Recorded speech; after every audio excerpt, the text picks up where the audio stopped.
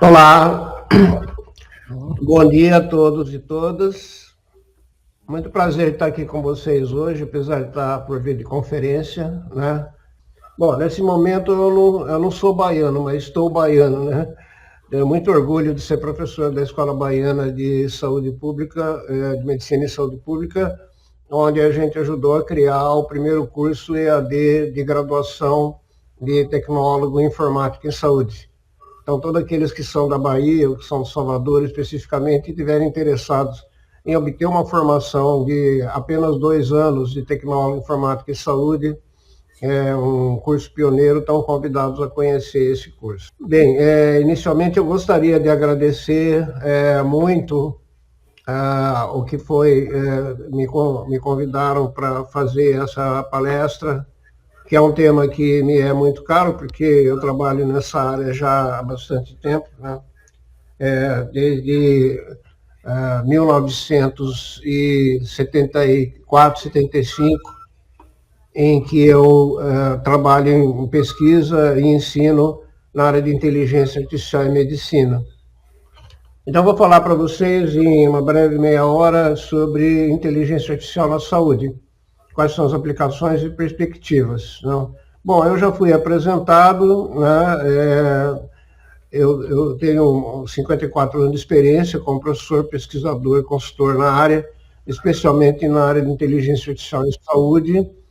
Meus primeiros trabalhos, como eu falei, foram em 1974, em aprendizado de máquina não supervisionado em Big Data, e em 1978, sistemas especialistas baseados em lógica, e em 1992, redes neurais artificiais.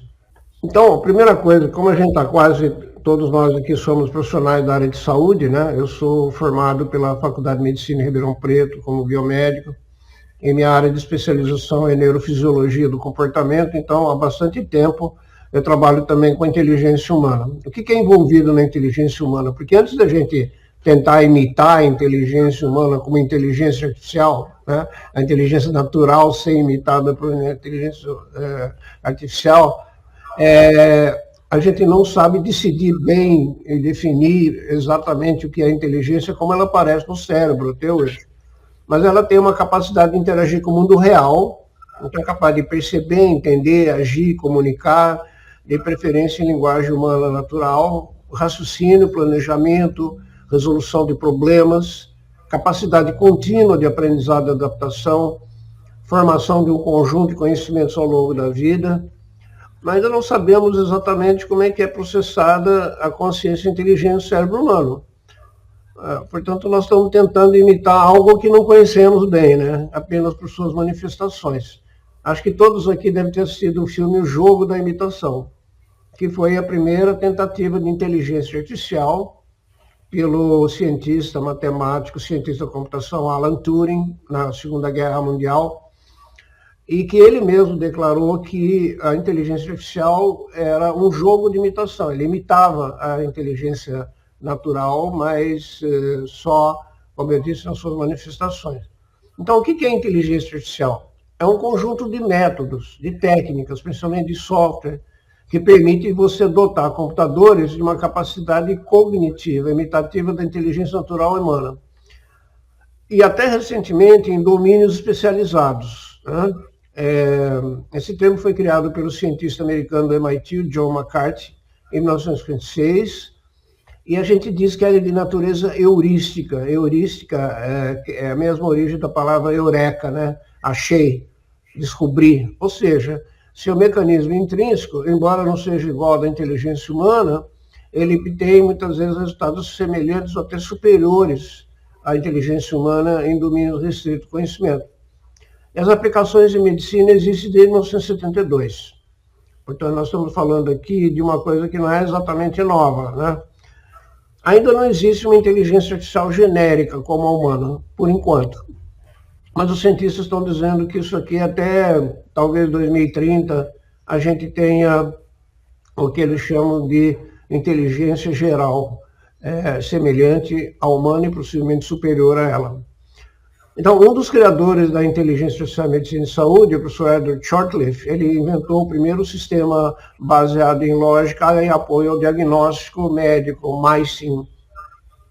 Ele definiu, então, que a inteligência artificial médica está principalmente preocupada em construir programas de inteligência artificial capazes de realizar tarefas típicas da inteligência médica, como, por exemplo, fazer diagnóstico, prognóstico, fazer recomendações terapêuticas, analisar imagens, analisar sinais e assim por diante.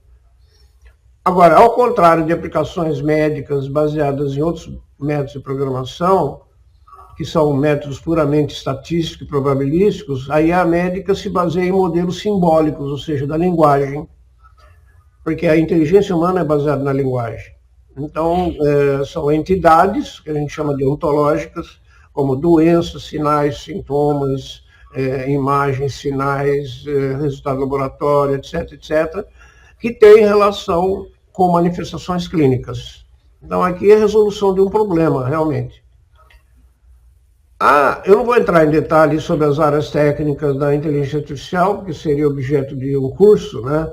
Mas hoje a gente tem muitas áreas em que a inteligência artificial se desenvolveu, que vai desde o reconhecimento de padrões, classificação automática, até mesmo visão e audição computacional, análises através de aprendizado de máquina, que hoje é basicamente processamento de linguagem natural, geração de texto e imagem, chatbots, faz tradução automática. Então, hoje que praticamente 100% dos seres humanos de várias idades já experimentaram de uma forma ou outra a manifestação da inteligência artificial no seu dia a dia. Isso é chamado mais apropriadamente de computação cognitiva. Eu não gosto muito do termo inteligência artificial, porque não é nem inteligência nem artificial, né? Então, o termo mais geral que abrange é computação cognitiva. E abrange, inclusive, o que a gente chama de inteligência artificial, aprendizado de máquina, taxonomia numérica, reconhecimento de padrões e sistema autônomo. E quais seriam as aplicações na área médica? Muita gente fala assim, professor Sabatini, isso aí é coisa de nerd, né? Mas será que a gente consegue aplicar ao conhecimento médico, que é tão ligado à mente humana, ao aprendizado longo que a gente tem durante a faculdade, pós-graduação, residência, experiência prática profissional? Não acho que seja possível uma máquina fazer isso. Bem, acontece que já tem, desde 1972, uma ampla gama de aplicações médicas. Eu trabalho nisso desde 1974, então praticamente eu sou uma testemunha viva da história, né, de todo esse desenvolvimento. Então você tem desde pesquisa e acesso a informações de saúde, processamento de dados para descoberta automática, análise preditiva e prescritiva, saúde populacional, análise de dados para pesquisa básica e clínica, estratificação de risco. E hoje tem uma convergência massiva da inteligência artificial e da computação genômica na biotecnologia, que é realmente revolucionária. É descoberta de novas drogas, engenharia genética, genômica, sendo aceleradas e empoderadas pela inteligência artificial ou computação cognitiva.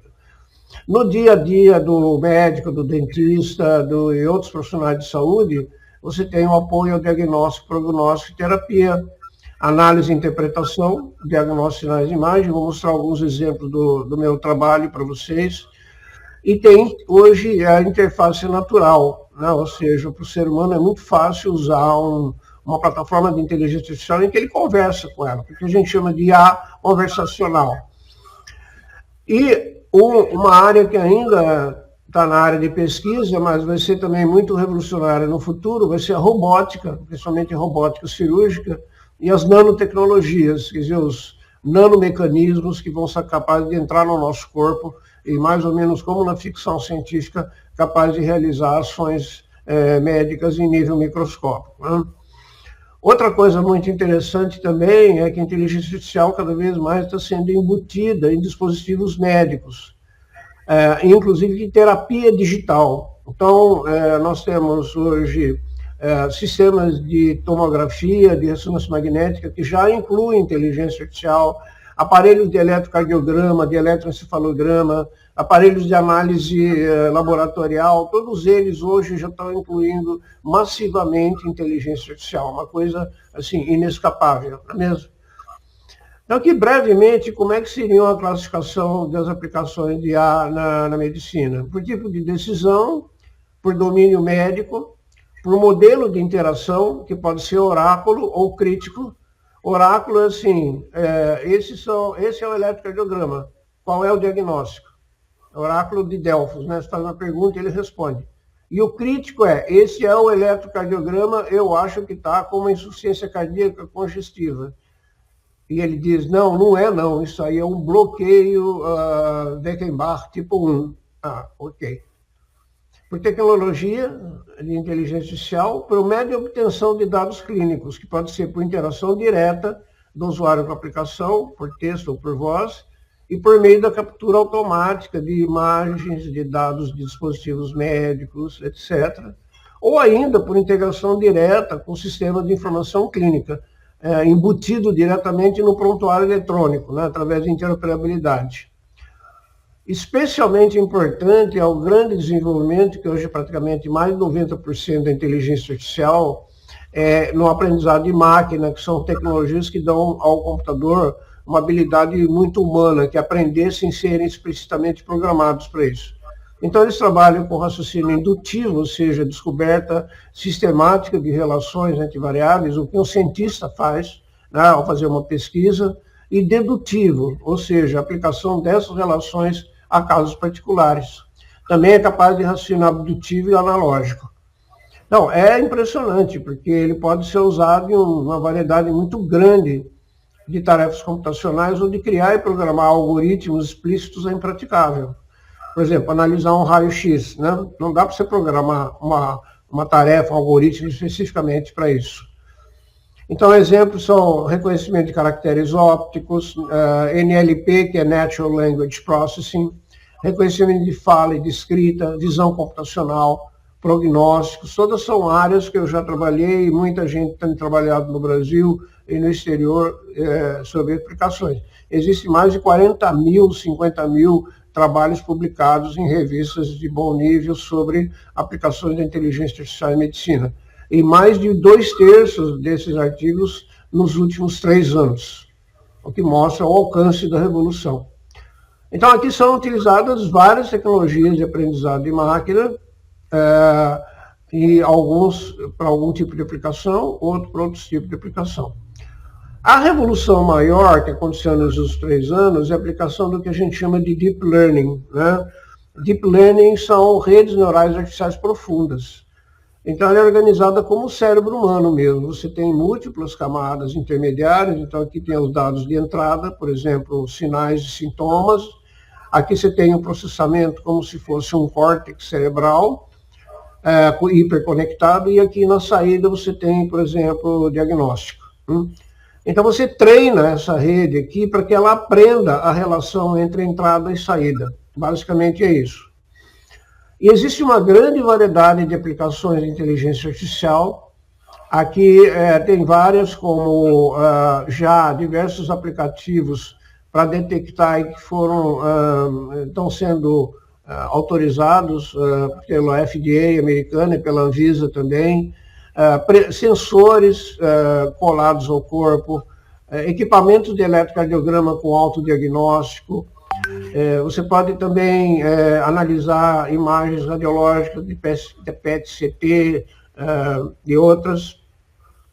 Inclusive, você pode ter aplicações na emergência, na cirurgia e até mesmo aqui na aplicação de novos medicamentos. Por exemplo, aqui tem a inteligência artificial que é capaz de descobrir um novo tipo de antibiótico.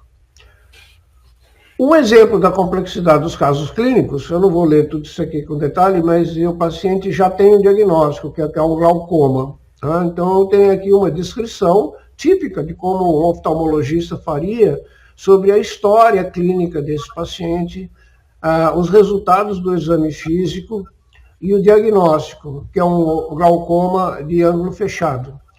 E dá os sinais como pupila dilatada fixa, glaucoma Flecken, presente, expressão intraocular, ângulo do grau, e assim por diante. E aí você pergunta para a inteligência artificial, qual a recomendação terapêutica para esse paciente? Em 1985, foi desenvolvido um programa só para isso. Por isso que é especialista. Ele só fazia recomendações terapêuticas em qualquer tipo de glaucoma, chamado Glaucoma Expert. Ele era um sistema baseado em lógica, não era um sistema baseado em modelos grandes de linguagem ou GPT como atual, né? Então ele deu aqui uma indicação de 3 linhas. É indicada a iridectomia periférica, cicloterapia nitótica leve para normalizar a pressão, adicionar diamorfo se for necessário. Pegando esse mesmo caso, eu coloquei no ChatGPT 4.0, olha a diferença. Né? Primeiro, que ele tem um tratamento, uma recomendação terapêutica muito mais atualizada do que existia em 1985. E isso ele está sempre aprendendo quando existem evoluções nesse tipo de tratamento. Então, também não vou ler em detalhe aqui, mas ele fala tratamento de emergência, tratamento definitivo, aspectos adicionais, por exemplo, se tiver catarata, prognóstico, e assim por diante. E pode, inclusive, colocar imagens e até vídeos que mostram para o residente de oftalmologia como que é feita uma iridotomia em caso de glaucoma para aliviar a pressão intraocular. Esse aqui é um dos primeiros trabalhos que eu realizei com redes neurais artificiais. Esse é um trabalho de 1995, que foi publicado no Journal of American College of Cardiology, que é um prognóstico de mortalidade de 1 ano em insuficiência cardíaca dilatada, usando dados ecocardiográficos. Então, a rede neural artificial ela foi capaz de prever a mortalidade do paciente com insuficiência cardíaca dilatada com uma precisão de 90%, uma especificidade de 93% e uma sensibilidade de 71%. Essa aqui foi uma das pesquisas pioneiras mundiais, foi premiada, inclusive, etc., e foi selecionada como o melhor paper da pesquisa original do ano, e os médicos acertavam 75%. Quer dizer, então foi uma das primeiras demonstrações que a inteligência artificial aqui acertava mais do que a inteligência humana de um cardiologista realmente bem treinado. Então, uma das coisas que vai ser revolucionária vai ser a integração com o PEP. Tá? Então, vai estar embutido na aplicação do PEP, ou através de interfaces de programação proprietárias, ou através de padrões de interoperabilidade que já existem para a inteligência artificial. Então, ele recupera, a inteligência recupera, lê o que tem no prontuário do paciente e escreve automaticamente ou semi-automaticamente, fazendo perguntas adicionais ao profissional, entrando textos, entrando arquivos, etc. Então, isso vai ser um grande desenvolvimento revolucionário, porque a inteligência artificial vai ser um auxiliar presente 100% das vezes no tratamento. Hoje em dia, os residentes médicos, por exemplo, eu tenho vários, eles usam o tempo inteirinho, tá? Porque ele está aprendendo ainda e ele tem que ter uma ideia daquele maior medo dele, que é errar o diagnóstico, né? Ou errar o tratamento. Então, eles estão usando direto isso aqui. E crescente aplicação de você conversar mesmo. Existem aplicativos que ouve a entrevista médica, a consulta ou a teleconsulta, identificam quem está falando, se é o médico ou se é o paciente, e fazem uma transcrição fiel da voz para o texto, e devidamente identificado. Depois eles fazem um resumo do que foi feito na anamnese e submetem ao médico para aprovar. Se ele aprovar, entra já no PEP. Isso tem mais de 100 mil médicos usando esse tipo de aplicação só aqui no Brasil. Tem vários startups que já disponibilizaram esse mecanismo. Também os equipamentos, como eu falei, eles estão cada vez mais tendo inteligência artificial embutida. Por exemplo, isso aqui é um equipamento, um coulter, que classifica automaticamente as imagens de células sanguíneas coradas com hematoxila e neosina. Então, ele conta quantos basófilos tem, quantos segmentados, quantos linfócitos, quantos monócitos, quantos eosinófilos. E quem, como eu, aprendeu medicina há 50 anos atrás, que a gente usava um equipamentinho, né, de contar olhando pelo microscópio. Hoje em dia, você tem análise de fluxo contínuo de sangue, que em alguns minutos faz uma análise completa, usando inteligência artificial para reconhecimento dessas imagens. Então, o que aconteceu? Depois de várias tentativas que não deram certo, que a gente chamou de inverno, nós tivemos, então, o renascimento da inteligência artificial por causa do desenvolvimento de computadores ultraparalelos, do ecossistema de investimentos das startups, e a internet alavancou novamente o ressurgimento das aplicações, algumas como o IBM Watson, o TensorFlow. Então, essas plataformas, Intel Vino, outras, disponibilizaram ferramentas fáceis de usar e que isso levou a um grande desenvolvimento. E uma delas, especificamente, quando surgiu do IBM Watson, que foi chamado Dr. Watson, né, teve um grande impacto popular, inclusive, na mídia. E hoje, esses aplicativos de inteligência artificial podem ser integrados ao PEP. Essa é uma das minhas áreas de trabalho de pesquisa atualmente, que são padrões de interoperabilidade HL7, que permitem você integrar o prontuário eletrônico com um marketplace na nuvem com vários aplicativos. Então, por exemplo, o Pepe pode perguntar, aí, metaforicamente, alguém aí sabe recomendar a fototerapia ou a transfusão de sangue num bebê que nasceu com uma mãe com RH positivo e TRH negativo? Então, aí alguma API lá levanta a mão, eu sei. Ah, tá bom, então estou te mandar os dados, tá, por HL7, e você me devolve qual que é a sua recomendação. E essa recomendação é submetida ao hematologista, ao obstetra, para que ele possa saber se ele está bem informado a respeito, inclusive com referência bibliográfica, né? Então, aqui, computação genômica, e hoje a gente tem um conceito que se chama Software as a Medical Device, que é o software como dispositivo médico. Então, ele foi regulamentado pela Europa, nos Estados Unidos pela FDA, e no Brasil já temos essa legislação também pela Anvisa. E agora o software recebendo patentes também como dispositivo. Então, o surgimento de alguns mercados francamente competidores, como finanças, auditoria e operações, mas ainda não nas aplicações clínicas, está no começo, é o grande futuro do crescimento. Então, surgiram muitos trabalhos e muito oba-oba, né, hype na imprensa, como, por exemplo, o doutor com inteligência artificial vai te receber agora, a Microsoft quer fazer a cura das pessoas mais fácil com inteligência artificial, e assim por diante. Então, surgiu muito hype e surgiram milhares de empresas. Ou seja, surgiu uma nova especialidade médica, que se chama Inteligência Artificial em Medicina, com revistas, congressos e cursos. O IBM Watson, especialmente, foi criado com mais de 100 ferramentas distintas, baseado numa metodologia chamada Deep Question and Answers, capaz de responder pergunta em linguagem natural. Ele foi um predecessor do ChatGPT, 10 anos antes, né? Uma plataforma paralela, inclusive com computador dedicado, o IBM Watson Supercomputer, e armazena conhecimentos de diversas formas, inclusive redes neurais. Ele é capaz de ler 500 megabytes por segundo, ou seja, 1 milhão de livros por dia. E ele incorpora esse conhecimento, exatamente como tem hoje feito o ChatGPT, por exemplo, ou o Gemini, né, do Google. E é baseado em supercomputação na nuvem. Então, chamou muita atenção e alavancou o renascimento da área clínica. Especialmente quando eles desenvolveram o Watson for Oncology, que foi a primeira aplicação comercial na área de saúde, junto para câncer pulmonar no Memorial Sloan Kettering Cancer Center dos Estados Unidos, onde ele abrangia diagnóstico e até terapia de até 23 tipos de neoplasias pulmonares. Agora, ele encontrou poucas aplicações fora de onde ele foi desenvolvido e houve um fracasso quanto a aplicações no diagnóstico, né?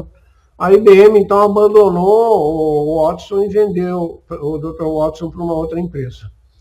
Então, surgiu um ecossistema enorme. Isso aqui só são empresas de startup no Brasil, de health tech, né? Não apenas inteligência artificial. Mas existem hoje mais de 600 empresas no Brasil para tecnologia de saúde, quando, há 5 anos atrás, existia um punhado só. Então, o que é essa nova onda de IA baseada em linguagem? Ela são chamados Large Language Models, né? São sistemas de inteligência artificial que aprendem a partir de um corpo gigantesco de livros, sites, artigos, etc.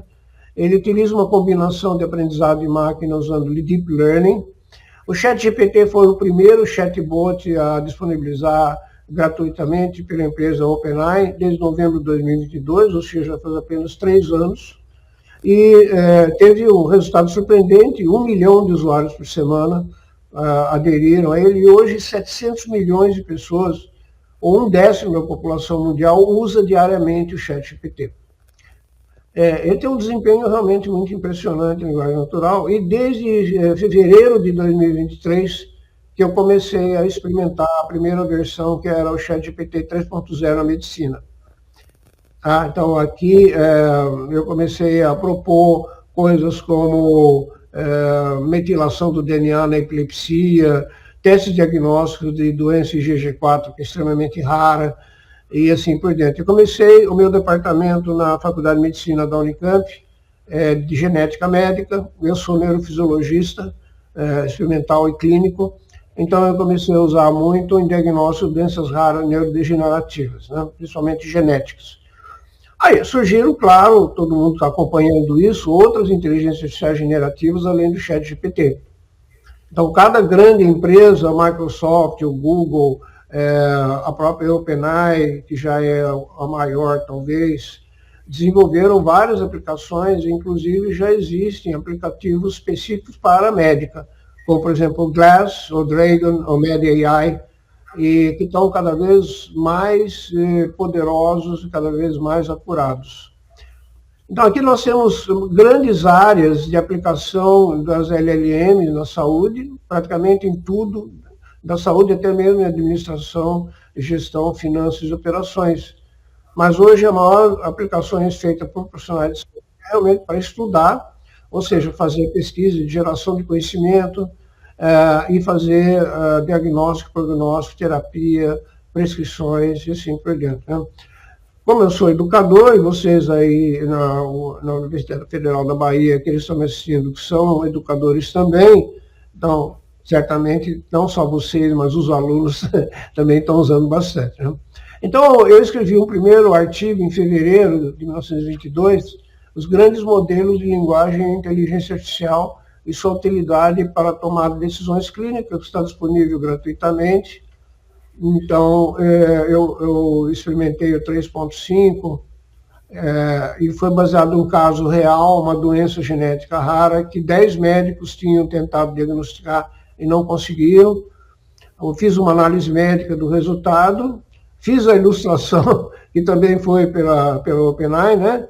E pedi uma redação completa de um artigo sobre essa síndrome, a síndrome de Rett.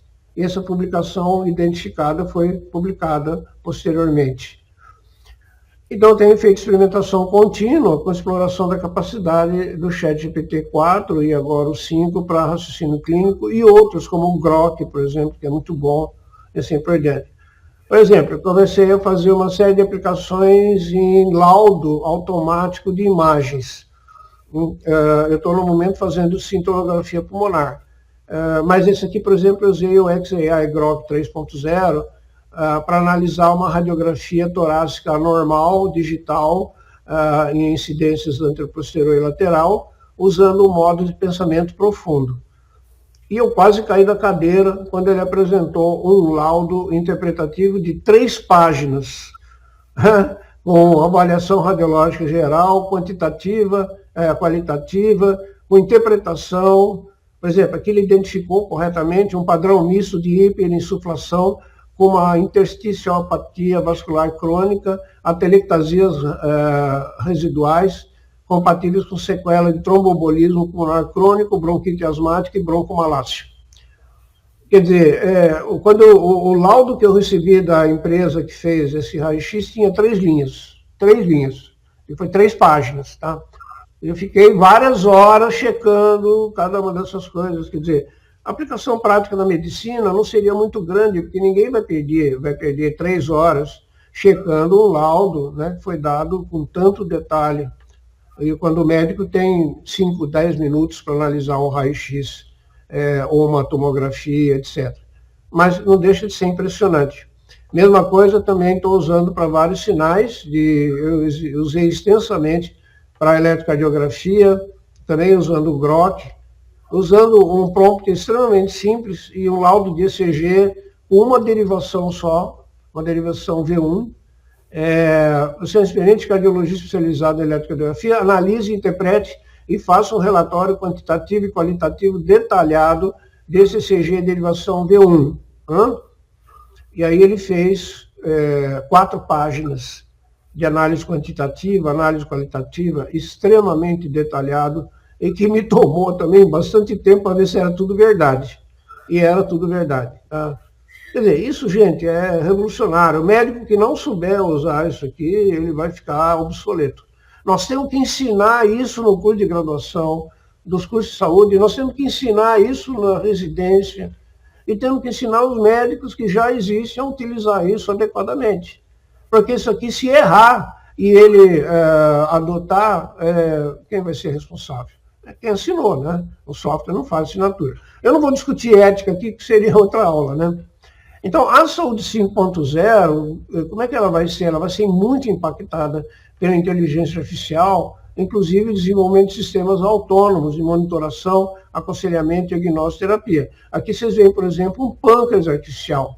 Aqui vocês veem um robô de operação de radioterapias do cérebro. Né?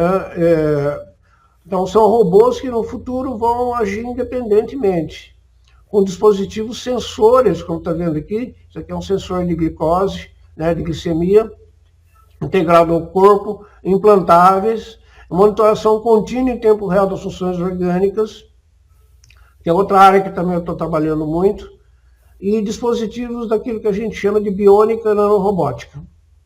Boa parte dessas ações diagnósticas terapêuticas poderão ser realizadas na casa dos pacientes, tá? Com a deshospitalização progressiva e o advento do que a gente chama de singularidade, que vai ser a fusão entre biologia e artefatos, como a inteligência artificial superando a humana. Bom, terminando então, qual seria o futuro da inteligência artificial? Será que nós estamos prestes a viver um novo inverno de IA na saúde, quer dizer, um novo desencantamento com as aplicações? A pouca evolução na modelagem de conhecimentos muito complexos ainda está longe de ser completa, né? Então, o sistema baseado em inferência lógica foi abandonado e o foco inicial em problemas com respostas limitadas ou simples, do tipo decisão tudo ou nada, scores quantitativos, unidimensionais, poucas opções, continuam, mas está sendo retomado em sistemas híbridos, que a gente chama de MOE, Mixed of Experts. Então, a gente vai ter como se fosse um hospital com 2.000 altos especialistas, cada um numa doença, em que eles vão colaborar. A Microsoft acabou de desenvolver uma junta médica artificial desse tipo, que está acertando 95% de diagnósticos difíceis, em que apenas 25% de médicos humanos foram capazes de acertar. Né? 25% do diagnóstico. Leiam sobre isso, porque ainda é experimental, mas uma junta de diferentes sistemas especialistas baseado em GPT tem um desempenho assim, absolutamente estelar. Agora, continuam ainda as dificuldades éticas, né? É uma grande promessa, mas nós não temos ainda, como falei, inteligência genérica. Então, são sérios problemas éticos e legais ainda que a gente tem que desenvolver. Se vocês quiserem ler mais sobre o assunto, existe apenas uma revista brasileira, que eu sou editor, junto com o Alexandre, de Inteligência Artificial e Medicina, e lá tem muitos artigos, por exemplo, como a inteligência artificial pode ser usada na radiologia, o que são sistemas de redes neurais, como é que você faz prescrição padronizada usando inteligência artificial, e assim por diante. Então, o sonho de construir máquinas de interface inteligente existe há muito tempo, mas só nos últimos 50 anos que os artefatos se tornaram possível. A inteligência artificial ela não é igual à natural, ela é chamada de heurística. E nas últimas 2 décadas, especialmente nos últimos 5 anos, houve um crescimento explosivo da inteligência artificial. Não chegamos ainda a uma maturidade e aceitação completa da IA na medicina e na saúde, porque tem muitas polêmicas com relação às chamadas alucinações, né, que são erros que esses sistemas cometem também, e ao dilema zero. mas isso fica para uma outra aula, tá bom? Agora, palavra final, simulação não é realidade. Existe uma área cinzenta entre o que é simulação e o que é realidade. O Alan Turing no jogo da imitação. Será possível um dia um artefato que seja realmente inteligente e vai ter consciência e emoções? Por exemplo, no erro de Descartes do Dr. Antônio Damasio, ou no iRobot do Isaac Asimov. Humanos não conseguem distinguir o que é a inteligência real da artificial. Já existem GPTs, chatbots, terapeutas em psicologia e psiquiatria. Vai ser cada vez mais difícil distinguir o que é humano e o que não é, né? Como no trabalho da doutora Sherry Turkle, do MIT, que comprovou isso cientificamente, ou no filme Blade Runner. Né? O futuro vai ser um progresso sem pretendentes, de grande benefício, ou vai ser uma ameaça à sobrevivência da humanidade? Então, aqui eu gosto de lembrar uma pintura do pintor surrealista belga René Magritte, que tem um quadro que diz: isso aqui não é um cachimbo, ceci n'est pas un pipe. A pintura se chama La Trahison des Images, a traição das imagens. Ou seja, inteligência, isso aqui não é um cachimbo, é uma imagem ou uma imitação do cachimbo. Então, é a mesma coisa, inteligência artificial não é uma inteligência natural. Simulação não é realidade, tá bom? Muito obrigado por vocês terem prestado atenção e, de certa forma, aproveitado aqui as minhas elucubrações a respeito da inteligência artificial. Desculpe se algumas são até filosóficas, né? Mas eu originalmente não sou da área de TI, eu sou da área médica. Daqui meus dados de contato, se alguém tiver interessado em aprender mais sobre esse assunto.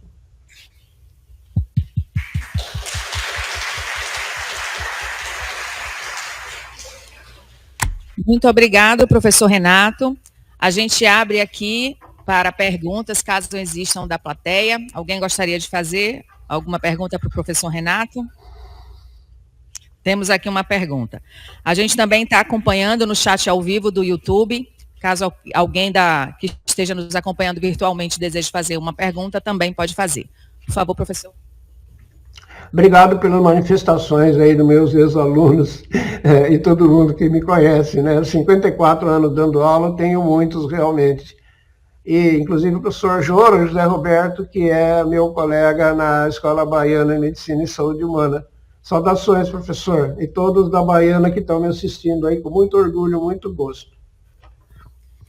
Professor Sabatini, bom dia. Muito obrigado pela brilhante aula. Aqui é o professor Frederico, aqui do UPS.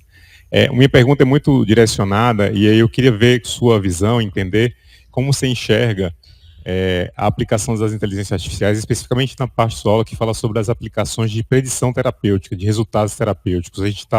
É algo que realmente a gente vai avançar rápido. Como é que você enxerga essa seara aí dessa implementação da IA? Sim, a sua pergunta é muito interessante. Obviamente eu não tive tempo de explicar todas as aplicações, mas quando você tem a inteligência artificial funcionando como um profissional humano, médico ou qualquer outra área, você vai ter aquela famosa sequência SOAP, né? Subjetivo, objetivo, avaliação, plano e evolução. Então, aqui a inteligência artificial ela pode atuar em todas essas áreas. Por exemplo, ela pode fazer interrogatório através da anamnese computadorizada, ela pode receber o resultado de exames físicos através de fotos, de imagem de raio-x, de eletrocardiograma, etc., laboratório. Pode interpretar esses resultados para facilitar para o médico. Inclusive, ele pode aí propor vários diagnósticos, propor um diagnóstico diferencial, inclusive com probabilidades ligadas a cada uma. E no plano terapêutico, ele pode propor um conjunto prescricional que é composto de educação do paciente, medicamentos, procedimentos, internações, aconselhamento, etc., etc. E, em seguida, na evolução, quando na consulta de retorno o paciente voltar e ele informar como que ele evoluiu, seja de novo voltando para o O ou para o S, a inteligência artificial também pode avaliar o resultado das terapias que foram propostas pelo profissional e que foram registradas no prontuário. Então, esse vai e volta entre o prontuário eletrônico e as várias fases que compõem a metodologia médica de resolução de problemas, né, ou até de prevenção de problemas, é a mesma coisa, é uma interação extremamente rica, mas rica a um extremo que quem nunca usou fica abismado. Tá? Por exemplo, naquele caso que eu falei, que foi o primeiro caso que eu analisei, era uma síndrome genética que só dá em meninas, que só tem um gene defeituoso, o MECP2, no cromossoma X. Essa que se chama síndrome de Rett, tá? Que é um gene que trabalha no desenvolvimento do sistema nervoso, então provoca um retardamento profundo. Essa menina, aos 3 anos de idade, ela começou a evoluir, ela teve 4 ou 5 diagnósticos diferentes e nada funcionava, mais de 10 medicamentos.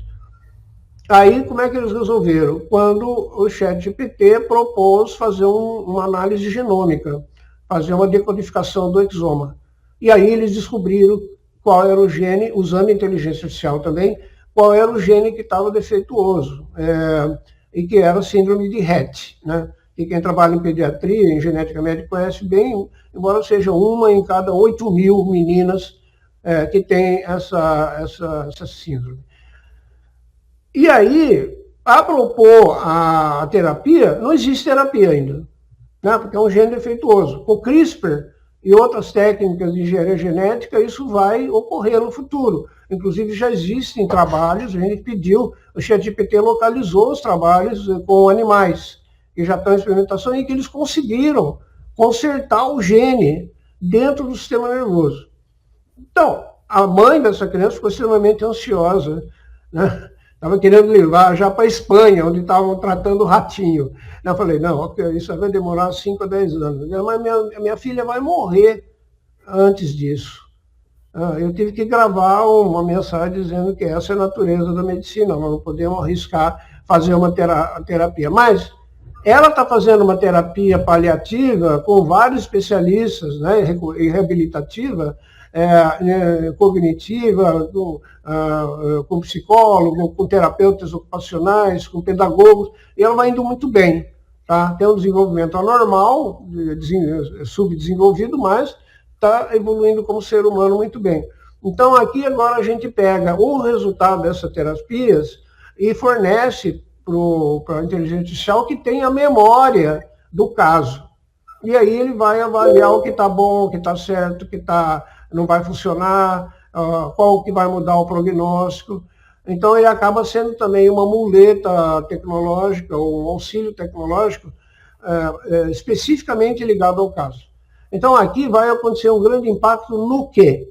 Na chamada medicina de precisão, ou chamada medicina individualizada.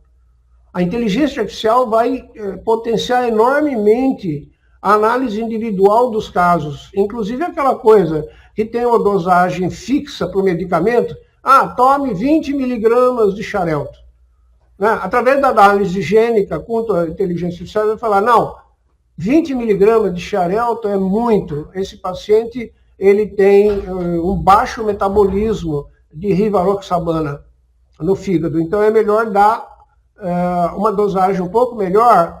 Mas quanto? 18 miligramas. Não, mas não tem 18 miligramas. Isso vai mudar totalmente a medicina. Porque eu vou ter que dar 15, 18 miligramas, e não existe essa dosagem, porque nós temos uma medicina que serve para todo mundo.